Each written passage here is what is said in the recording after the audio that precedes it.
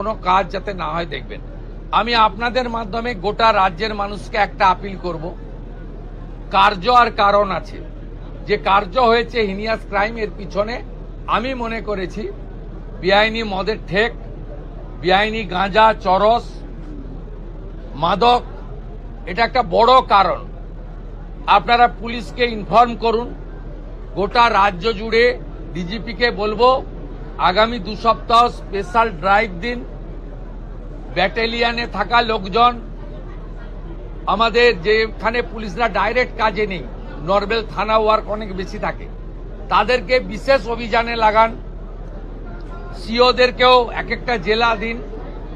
Completely গোটা রাজ্যে যত বেআইনি মদের ঠেক, যত গাঁজা, চরস, বর্ডারে তো ধরছেন আপনারা, বেঙ্গল এসটিএফ তো rail station, bus stand recce করে ধরছে, প্রতিদিনই ধরছে। কিন্তু একেবারে রুরাল এলাকাতে, গাঁগঞ্জেও এটা একদম সম্পূর্ণ উপড়ে ফেলা দরকার রয়েছে, যাতে এই সামাজিক দূষণ থেকে আমরা আমাদের পরিবেশকে বাঁচাতে পারি।